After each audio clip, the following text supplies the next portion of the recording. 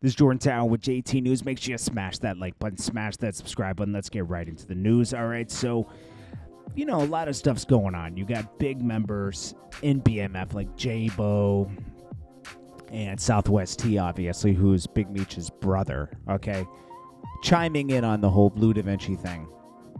And that's the only reason I feel like it has some validity where I don't think you could call Bleu Davinci a straight up snitch. I think that's a little strong, but they have their suspicions of him cooperating. That's what should be said. And when you have suspicions of that, and there's obviously no paperwork on it because he could have just filled in some holes for them or whatever, and that wouldn't have needed paperwork. But a lot of members believe that, and they've been coming out. J-Bo saying, putting this stuff up, that.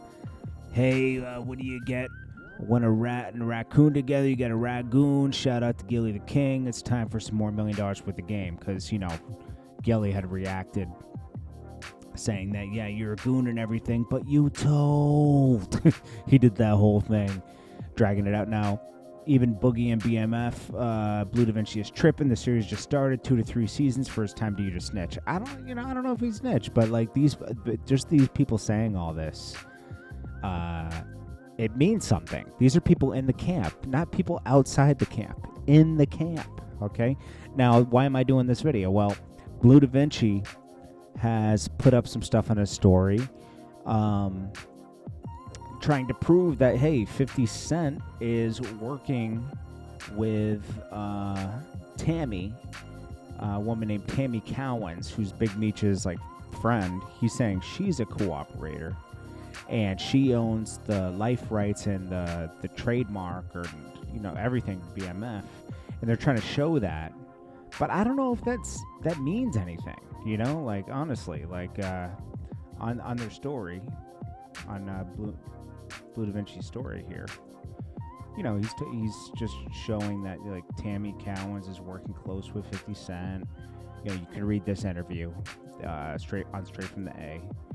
And there's more details of, Tammy Cowens being, Big Meech's best friend, owns BMF, owns the rights to BMF, and 50 Cent is getting the life rights from a supposed CS1, which is a confidential informant. But I don't know, man.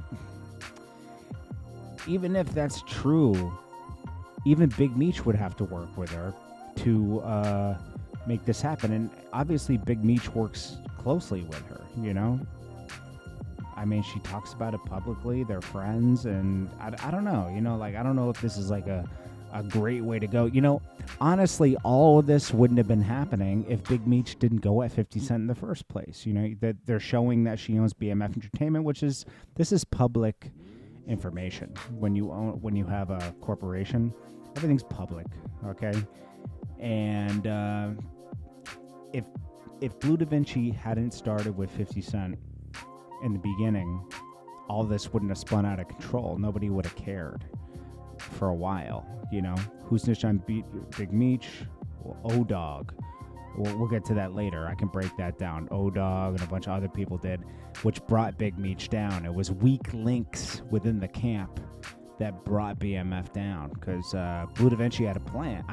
Big Meech had a plan with Bleu Davinci and a bunch of other artists to, try to make everything legit. Anyways, he's putting up stories like that, and then you got Boogie from BMF putting up his own stories. They're really they're really all going back and forth here, trying to slander each other, and there's no real paperwork on Bleu Davinci. I think it was they talk about a safety valve and everything. I gotta rewatch that they break that down of what exactly he used, and this whole thing was about. But Bleu Davinci, I gotta make this clear. Bleu Davinci is not the reason why Big Meech fell.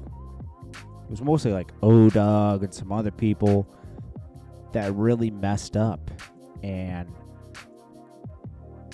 they told enough to where they could connect dots with Big Meech. They had no idea about a lot of stuff. Pickup spots, what certain spots' code names were. I mean, they picked all this up on wiretaps and bringing them in, and they caved within 2 seconds of questioning, telling people how the whole operation worked. And, they did the work for the feds. The feds didn't have to do any work. All they had to do was interview a couple people, pick them up with some wiretaps, and they gave everything. And they were able to trap Big Meech and his brother. His brother was also talking to the phone and didn't know that his phone was tapped. But just Southwest T reacting to a lot of stuff in comments about Bleu Davinci on Calico's page.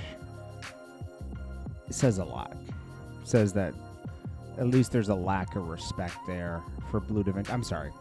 Southwest T reacting to Bleu Davinci. I always start jumbling names up. Bleu Davinci on Calico's page. It says a lot that they didn't have a lot of respect for Bleu Davinci.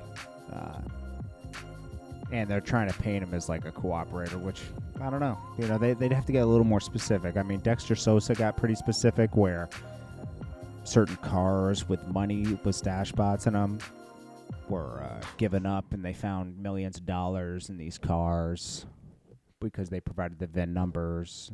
Somebody provided a VIN number, and they're assuming it was Bleu Davinci.